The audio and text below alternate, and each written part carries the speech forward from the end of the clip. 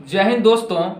अपनी मंजिल को भुला के जिया तो क्या जिया, अपनी मंजिल को भुला के जिया तो क्या जिया, है दम तुझमें तो उसे पाकर दिखा, लिख दे खून से अपनी कामयाबी की कहानी और बोल उस किस्मत से कि है दम तो उसे मिटा के दिखा। दोस्तों, पॉलिटिकल साइंस की इस कड़ी में आज हम लोग जो हैं इससे पीछे राज्यसभा पर डिस्कस किए थे और आज जो है लोकसभा पर डिस्कशन करने वाले हैं। दोस्तों, बहुत ही बेहतरीन ये सीरीज चल रहा है। आप जो है प्लेलिस्ट बना हुआ है रेगुलर, इससे पहले राष्ट्रपति, प्रधानमंत्री सभी पर हम लोगों ने डिस्कशन किया है, तो वो सब वीडियो को आप देखिए। और आप ये बात मान लीजिए कि आपका जीके जीएस में एक भी क्वेश्चन नहीं छूटेगा, या यदि आप इस ग्रुप डिस्कशन को रेगुलर फॉलो करते हैं तो आइए बिना समय गवाए आज की कक्षा का हम लोग आगाज करते हैं। तो क्या आप लोग रेडी हैं? यस। चलिए, आप लोग सिस्टमेटिक ढंग से जवाब दीजिएगा। इधर से जो है जवाब देना है आप लोग को एक एक करके।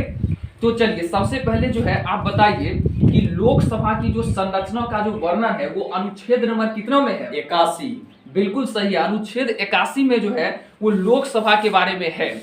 चलिए आगे बढ़ते हैं। अब उधर से बताइएगा कि बताइए लोकसभा को जो है देश सदन कहा जाता है, ये उच्च सदन है या निम्न सदन है? ये निम्न सदन है। चलिए बिल्कुल सही है। और इसको प्रथम सदन कहा जाता है कि द्वितीय सदन? इसे द्वितीय सदन कहा जाता है। नहीं, प्रथम सदन कहा जाता है। देखिए, लोकसभा जो होता है दोस्तों, लोकसभा को निम्न सदन और राज्यसभा को उच्च सदन कहा जाता है। और ये जो लोकसभा है इसको प्रथम सदन कहा जाता है और राज्यसभा को द्वितीय सदन कहा जाता है। चलिए अब बताइए कि ये जो लोकसभा है उसका सभापतित्व करने के लिए किसकी नियुक्ति की जाती है? एक अध्यक्ष की नियुक्ति की जाती है। चलिए बिल्कुल एक अध्यक्ष की नियुक्ति की जाती है। और अध्यक्ष के अलावा जो है एक और होते हैं, जो कौन होते हैं? उपाध्यक्ष होते हैं। बिल्कुल, एक अध्यक्ष और एक उपाध्यक्ष को चुना जाता है और ये अनुच्छेद नंबर 93 के अनुसार होता है। अनुच्छेद नंबर कितना के अनुसार? 93 के अनुसार। चलिए आगे बढ़ते हैं, थोड़ा सा देखते हैं। चलिए अब बताइए, भारतीय संविधान में जब मूल संविधान था तो मूल संविधान में लोकसभा के सदस्यों की कुल संख्या उस समय कितनी निश्चित की गई? 500। बिल्कुल सही जवाब है। जब हमारा देश का संविधान बन चुका था यानी मूल संविधान में लोकसभा के सदस्यों की संख्या 500 थी। लेकिन बताइए दोस्तों, आप बताइए कि अभी वर्तमान में लोकसभा में सदस्यों की अधिकतम संख्या कितनी हो सकती है? 552। बिल्कुल सही, अधिकतम संख्या 552 हो सकती है। चलिए आगे बढ़ते हैं, जिसमें से जो है कितने राज्यों से निर्वाचित होंगे और कितने संघीय क्षेत्रों से, ये आप बताइए। 530 जो है सो राज्य क्षेत्र से निर्वाचित होंगे और 20 जो है संघीय क्षेत्रों से निर्वाचित होंगे और 2 एंग्लो इंडियन को मतलब मनोनीत किया जाता है, जो अब नहीं होता है। चलिए बिल्कुल सही जवाब है। लोकसभा में सदस्यों की कुल संख्या वर्तमान में 552 हो चुकी है, जो कि 530 जो है वो राज्यों से, 28 राज्यों से, 20 केंद्र शासित प्रदेश से और 2 अंगल भारतीय जो कि मनोनीत किए जाते थे, जो कि अभी वर्तमान में इसे खत्म कर दिया गया है। ठीक है, तो आगे बढ़ते हैं। अभी आप बताइए कि वर्तमान में जो है लोकसभा में अभी सदस्यों की कुल संख्या कितनी है? 545। बिल्कुल सही, अभी वर्तमान में लोकसभा में 545 है। आप ही बताइएगा जिसमें से राज्यों से कितना और केंद्र शासित प्रदेशों से कितना? 524 सदस्य राज्यों से, 28 राज्यों से और 19 सदस्य 8 केंद्र शासित प्रदेशों से और 2 वो केंद्र अंगन भारतीय को जिसको राष्ट्रपति मनोनीत करते हैं। जी बिल्कुल। अभी वर्तमान में देखिए, अधिकतम संख्या पूछेगा तो 552 हो जाएगा, लेकिन वर्तमान में कुल संख्या पूछा तो 545 हो जाएगा। क्या हो जाएगा? 545। और इसमें से 524 सदस्य जो है वो राज्यों से, 28 राज्यों से, और देखिए 19 सदस्य जो है वो 8 केंद्र शासित प्रदेश से चुनकर आते हैं और 2 आदमी को राष्ट्रपति जो है मनोनीत कर देता है, जो कि अंगल भारतीय होते हैं, जो कि अब संविधान संशोधन के तहत खत्म कर दिया गया और ये बात अनुच्छेद 331 में कहा गया है। चलिए आगे बढ़ते हैं। आप बताइए कि नए परिसीमन के बाद जो है लोकसभा में अभी वर्तमान में अनुसूचित जाति के लिए कितना स्थान है और अनुसूचित जनजाति के लिए कितना स्थान आरक्षित कर दिया गया है? अनुसूचित जाति के लिए 84 और अनुसूचित जनजाति के लिए 47 सीट है। चलिए बिल्कुल परफेक्ट उत्तर है। अनुसूचित जाति कहेगा 84 हो जाएगा, अनुसूचित जनजाति कहेगा 47 हो जाएगा। चलिए, ये अनुच्छेद नंबर 330 में लिखा हुआ है। आगे बढ़ते हैं। अब जो है हमें उधर से बताइएगा कि बताइए किस संविधान संशोधन के तहत ये संविधान संशोधन कब हुआ था, जिसके द्वारा 2026 तक लोकसभा एवं विधानसभा की सीटों को यथावत रखने की घोषणा कर दी गई? 84वें संविधान संशोधन 2001 के द्वारा।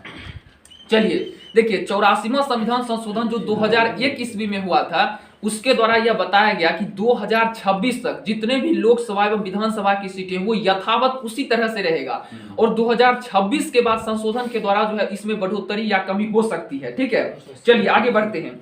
आप बताइए कि लोकसभा के सदस्यों का जो मतदान होगा तो उसमें मताधिकार का प्रयोग जो है कितना वर्ष तक जो है कितना वर्ष से अधिक उम्र के व्यक्ति कर सकते हैं? 18 वर्ष से अधिक के व्यक्ति। चलिए बिल्कुल 18 वर्ष से अधिक के लोगों को जो है वोट देने का अधिकार है। आप बताइए कि हमारे देश में जो है इससे पहले 21 वर्ष में वोट देता था आदमी, तो किस संविधान संशोधन के द्वारा और यह संशोधन कब हुआ जिसके द्वारा वोटिंग का उम्र जो है 18 वर्ष कर दिया गया?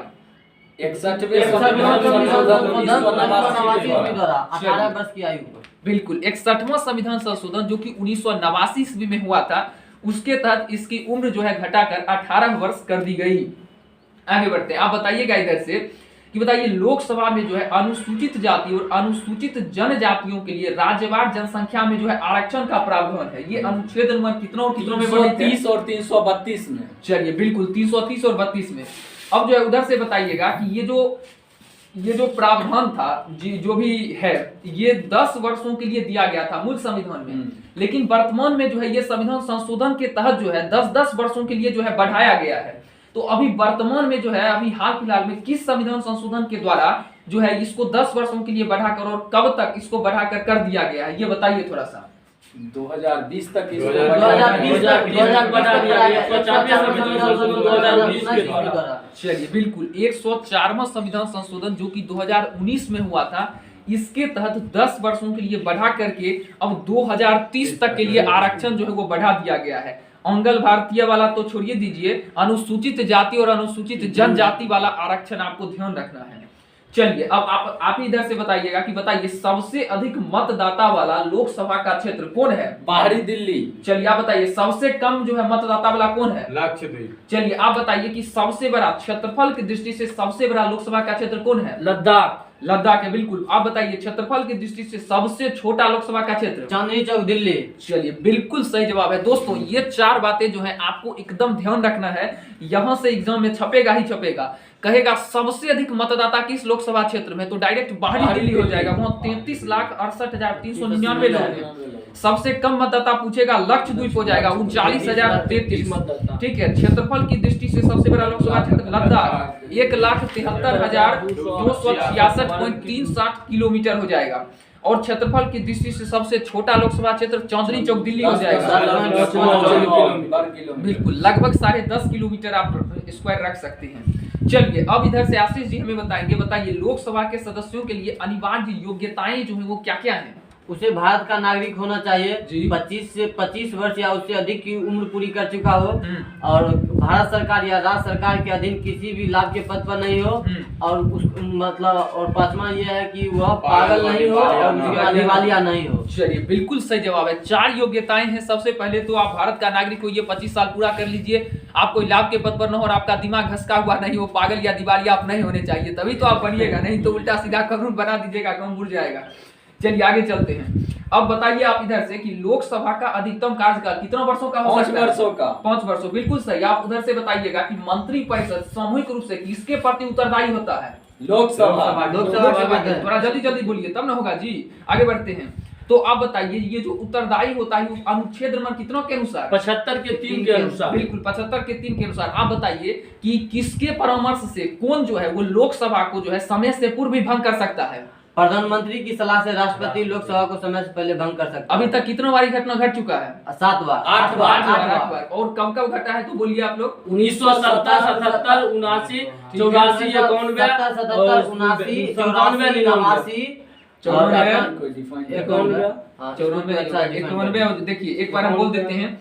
देखिए प्रधानमंत्री जो है परामर्श देगा तो राष्ट्रपति समय से पूर्व जो है वो भंग कर सकता है, ठीक है, लोकसभा को। तो इसमें इस प्रकार की घटना अभी तक 8 बार हो चुकी है। 1970 में हुआ, 77 में हुआ, 79, 84, 89, 91, 97 और 99 में हो गया। चलिए अब इधर से आप बताइएगा आपातकाल की जब घोषणा होती है तो लोकसभा के कार्यकाल में वृद्धि हो जाता है कि नहीं? तो एक बार में जो है कितनों वर्ष के लिए इस अवधि को बढ़ाया जा सकता है? 1 वर्ष के लिए बढ़ाया जा सकता है। जी बिल्कुल 1 वर्ष के लिए बढ़ाया जा सकता है। और जब आपातकाल खत्म हो जाए तब उसको कितनों दिन तक बढ़ाया जा अब सकता इसको है? 6 महीने तक ही बढ़ाया जा सकता है हर हालत में। जी बिल्कुल, 6 महीने से अधिक ऐसा नहीं अब बढ़ाया तक जाएगा। एक बार हुआ है 1976 में कि एक वर्ष के लिए 2 बार बढ़ाया गया है। चलिए, बिल्कुल इस प्रकार की घटना एक बार घटी है 1976 में, जब हमारे देश में आपातकाल लागू हुआ था तो लोकसभा का कार्यकाल एक वर्षों के लिए 2 बार जो है आगे बढ़ा दिया गया था। चलिए, अब उधर से बताइएगा कि लोकसभा एवं राज्यसभा का जो अधिवेशन है वो कौन बुलाता है? राष्ट्रपति बुलाता है, बिल्कुल। और स्थगित भी राष्ट्रपति ही करता है। आप बताइए कि लोकसभा की जो है बैठकों के बीच, 2 बैठकों के बीच अधिकतम जो है कितने माह का जो है अंतर हो सकता है? 6 माह का। 6 माह का, बिल्कुल। यानी ज्यादा से ज्यादा 6 माह से अंतर ज्यादा नहीं ले सकते हैं। एगो बैठक हुआ तो 6 माह के भीतर दूसरा बैठक होना अनिवार्य है, तब ये कम होगा, उससे ज्यादा नहीं हो सकता है। चलिए आगे बढ़ेंगे। आप बताइएगा कि जब तक संसद विधि के द्वारा अन्यथा उपबंध न करे तब तक जो है संसद का प्रत्येक सदन का अधिवेशन गठित करने के लिए गणपूर्ति होना आवश्यक है। कहने का मतलब है कि जब भी लोकसभा का सदन चलेगा उस पर बातचीत होगा तो गणपूर्ति होना जरूरी है, सदस्य आना जरूरी है, प्रेजेंटेशन जरूरी है। तो आप बताइए कुल मंत्री जितने भी हैं, जितने भी सदस्य हैं लोकसभा के, उसमें जो है उसका जो है मंत्री परिषद का कुल का क्यों भाग जो है जब उपस्थित होगा 1/10वां भाग उपस्थित होना चाहिए और 1/10वां भाग कम से कम 55 होता है। जी बिल्कुल, और इतना होगा तभी गणपूर्ति होगा और लोकसभा का बैठक होगा। जी बिल्कुल सही जवाब है। देखिए अभी हमारे जानते हैं कि अभी कुल मिला के 545 सदस्य, 1/10 कीजिएगा तो लगभग अबाउट 55 हो जाता है। यानी हमारे देश का जो है लोकसभा का सत्र तभी चलेगा जब कम से कम 55 गो सांसद जो है हमारे लोकसभा में उपस्थित हो जाएंगे। और अगर ये नहीं उपस्थित हो रहे हैं तो उस दिन अध्यक्ष का जो है ये कम हो जाएगा कि आप स्थगित कर दीजिए, और जब तक गणपूर्ति नहीं हो जाए तब तक उसकी अधिवेशन नहीं चलेगी, उस पर मुद्दा नहीं चलेगा। चलिए आगे बढ़ते हैं। ये बात 100 के 4 में दर्ज है, अनुच्छेद नंबर 100 के 4 में। आगे बढ़ते हैं। अब आप बताइए राष्ट्रपति जो है संयुक्त अधिवेशन अनुच्छेद नंबर कितनों के अनुसार बुलाएगा? 108 के अनुसार। बिल्कुल परफेक्ट उत्तर है, 108 के अनुसार बुलाएगा। अब उधर से बताइएगा कि संयुक्त अधिवेशन जो है कितनी स्थिति में बुलाया जाता है? 3 स्थिति में बुलाया जाता है। 3 स्थिति में बुलाया जाता है, बिल्कुल सही बात है।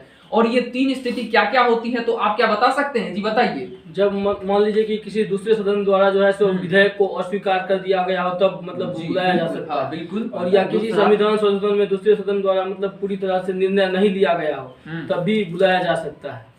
और तीसरा है कि दूसरे सदन में अगर कोई विधेयक है और कोई मान लीजिए राज्यसभा में पारित है लेकिन 6 महीने से जवाब नहीं आ रहा है तो फिर आहूत करके बुलाया जाएगा। बिल्कुल बिल्कुल। देखिए 3 बातें होंगी तभी ये घटना घटती है संयुक्त अधिवेशन का। सबसे पहला नंबर जो बात है वो कहता है कि मान लीजिए कि लोकसभा में कोई अधिवेशन विधेयक स्वीकार हो गया और राज्यसभा में हो ये नहीं रहा है तो वहां पर संयुक्त अधिवेशन की आ जाएगी चर्चा। दूसरी बात है कि विधेयक पर किए जाने वाले संशोधन के बारे में दोनों सदन अंतिम रूप से यदि असहमत हो गए, कोनो विधेयक लाया और दोनों सदन असहमत हो गए तो वहां भी अधिवेशन हो जाएगा। और तीसरा बात है कि कोई विधेयक जो है मान लीजिए कहीं से पारित हो गया लोकसभा से और राज्यसभा में दे दिया और 6 महीना हो चुका है और कोई रिपोर्टें नहीं दे रहा है, न अस्वीकार कर रहा है, न स्वीकार कर रहा है, कुछ कहिए नहीं रहा है, तो वहां पर संयुक्त अधिवेशन हो जाएगा। चलिए आगे बढ़ते हैं। अब आप बताइएगा जब सदनों की संयुक्त अधिवेशन होता है तो इसकी राष्ट्रपति की सूचना के पश्चात जो है लोकसभा का विघटन बीच में हो जाने पर जो है अनुच्छेद 108(5) के अधीन संयुक्त बैठक होगी और उसमें विधेयक पारित हो जाएगा। ये बात ठीक है। चलिए सबसे पहले तो आप यही बताइए हमको कि संयुक्त अधिवेशन अनुच्छेद नंबर कितनों के द्वारा होता है? 108 के 5 108 के द्वारा होता है, डायरेक्ट कहिए, ठीक है। और इसमें आपको एक बात ध्यान रखना है कि जब भी संयुक्त अधिवेशन होगा तो इसमें सामान्य विधेयक तक ही ये सीमित रहता है। इसमें धन विधेयक और संविधान संशोधन का विषय संयुक्त बैठक में पारित नहीं किया जाएगा, इस मुद्दा पर बातचीत नहीं किया जाएगा। और संविधान संशोधन जो है वो किस अनुच्छेद के द्वारा होता है? अनुच्छेद 368 के द्वारा। चलिए बिल्कुल 368 के द्वारा होता है। अब जो है इधर से आप बताइएगा कि राष्ट्रपति हो गया और राज्यसभा के सभापति हो गए और लोकसभा के अध्यक्ष हो गए, इसके परामर्श के बाद ही जो है दोनों सदनों की संयुक्त बैठक होता है। तो आप ये हमको बताइए कि जब संयुक्त अधिवेशन होता है तो उसकी अध्यक्षता कौन करता है? लोकसभा का अध्यक्ष। बिल्कुल। और अभी वर्तमान में भारत के लोकसभा के अध्यक्ष कौन है? ओम बिरला जी। ओम बिरला जी, बिल्कुल। देखिए जब संयुक्त अधिवेशन होगा तो आपको यहाँ पर घबराना नहीं है कि राष्ट्रपति उसकी अध्यक्षता करेगा, जी नहीं। लोकसभा के अध्यक्ष जो है होते हैं उसका अध्यक्षता करेंगे और जितनी भी प्रक्रियाएं भी होती हैं वो सब भी लोकसभा के प्रक्रिया के ही द्वारा होगा। अधिवेशन संयुक्त है, राज्यसभा के भी सदस्य हैं, लेकिन लोकसभा के द्वारा ही होगा और लोकसभा के अध्यक्ष ही उसकी अध्यक्षता करेगी। ये बात आपको एकदम गौर करना है। चलिए आगे बढ़ते हैं। अब उधर से सनी जी उधर से बताइए कि मान लीजिए कि जब लोकसभा जो है मतलब लोकसभा और राज्यसभा के सभापति और उपसभापति दोनों अनुपस्थित हो जाएं तो ऐसा में जो है कौन जो है मतलब कौन पीठासीन होगा, कैसा टाइप के लोग को पीठासीन किया जाएगा, आपको पता है? लोकसभा के किसी सदस्य को ही पीठासीन किया जाएगा। बिल्कुल बिल्कुल। देखिए अगर मान लीजिए कि लोकसभा का अध्यक्ष और उपाध्यक्ष या राज्यसभा के भी जो है उप सभापति जो कि हमारे उपराष्ट्रपति होते हैं, ये सब यदि अनुपस्थित हैं तो फिर कोई उसी में जो है वरिष्ठतम आदमी जो कि उससे चुना जाएगा वो जो है उसकी अध्यक्षता कर सकता है। ठीक है, ये बात है, और दोनों सदनों में उपस्थित जो है हो जाएगा। अब आगे बढ़ते हैं, बताइए, हाँ ये तो हो ही गया था क्वेश्चन। अब बताइए कि संसद में लंबित विधेयक सदनों के सत्रावसान के कारण क्या समाप्त होता है? बताइए समाप्त होगा कि नहीं? नहीं होता, नहीं होगा, बिल्कुल सही बात है। संसद में यदि कोई विधेयक बहुत दिन से चल रहा है और यदि मान लीजिए कि लोकसभा मतलब सत्रावसान हो गया, यदि बंद हो गया तो फिर वो समाप्त नहीं होता है, फिर से आएगा तो फिर उसी मुद्दा पर बातचीत होना स्टार्ट हो जाएगा। चलिए आगे बढ़ते हैं, थोड़ा सा ही बचा हुआ है। अब बताइए कि राज्यसभा में जो लंबित विधेयक है जिनको लोकसभा में पारित नहीं किया गया है तो क्या लोकसभा का विघटन होने पर वो व्यवगत होगा कि नहीं होगा? नहीं होगा। चलिए नहीं होगा, बिल्कुल सही बात है। 107 के 4 में ये 107 के 4 में बिल्कुल सही जवाब है। अब उधर से बताइए कि कोई विधेयक जो कि लोकसभा में लंबित है या जो लोकसभा के द्वारा पारित कर दिया गया है और राज्यसभा में लंबित है तो अनुच्छेद 108 के उपबंधों के अधीन क्या लोकसभा का विघटन होगा कि नहीं होगा? जी हो जाएगा। होने पर जो है उसको व्यवगत कर दिया जाएगा, बिल्कुल सही बात है। आगे बढ़ते हैं, आप जो है बताइए कि लोकसभा में जो है एक दिन में तारांकित प्रश्नों की अधिकतम संख्या कितनी हो सकती है?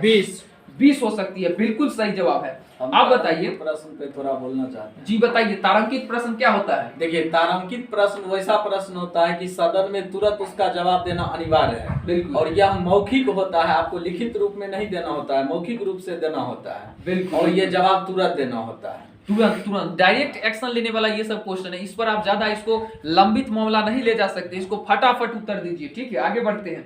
अब बताइए धन विधेयक के संबंध में जो है किसका निर्णय अंतिम होता है? लोकसभा का लोकसभा अंतिम का, होता है और इसका संयुक्त बैठक नहीं हो सकता। नहीं, बिल्कुल सामान्य विधेयक के लिए ही होगा। अब बताइए कि अविश्वास प्रस्ताव जो है पारित जो होता है तो इसके लिए कम से कम कितने सदस्य के समर्थन की जरूरत है? 50 सदस्यों का समर्थन अनिवार्य है। चलिए, और अविश्वास प्रस्ताव क्या होता है? तो अविश्वास प्रस्ताव जो है विपक्षी दल के द्वारा उठाया जाता है। जी बिल्कुल। और इसमें कम से कम 50 सदस्य होना अनिवार्य है, और अविश्वास प्रस्ताव पर 10 दिन के अंदर चर्चा होना अनिवार्य है। अगर चर्चा नहीं होता है तो अविश्वास प्रस्ताव खत्म हो जाएगा। जी बिल्कुल। और देखिए अविश्वास प्रस्ताव के लिए समर्थन 50 आदमी करेगा, लेकिन जब समर्थन हो गया तो फिर बहुमत होगा, और बहुमत जब पारित हो गया तो फिर वहां पर मंत्री को दोस्तों वहां पर इस्तीफा देना पड़ जाएगा। यानी आप हमारे देश के प्रधानमंत्री को भी इस तरह से अविश्वास प्रस्ताव के साथ हटा सकते हैं। आगे आइए, लास्ट क्वेश्चन आज का।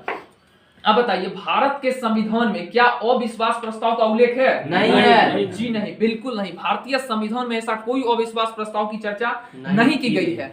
तो दोस्तों लोकसभा का टॉपिक जो है अभी पूर्ण रूप से खत्म नहीं हुआ है, ये आधा ही हुआ है। ये पार्ट 1 है, पार्ट 2 में हम इसको जो है पूर्ण रूप से कंप्लीट कर देंगे। वीडियो लंबा हो जाएगा, इसीलिए आज की कहानी को यहीं समाप्त करेंगे।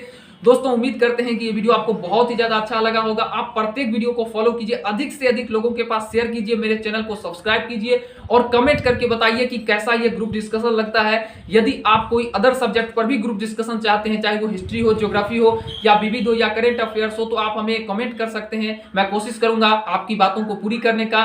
तो मिलते हैं नेक्स्ट वीडियो में, तब तक के लिए जय हिंद।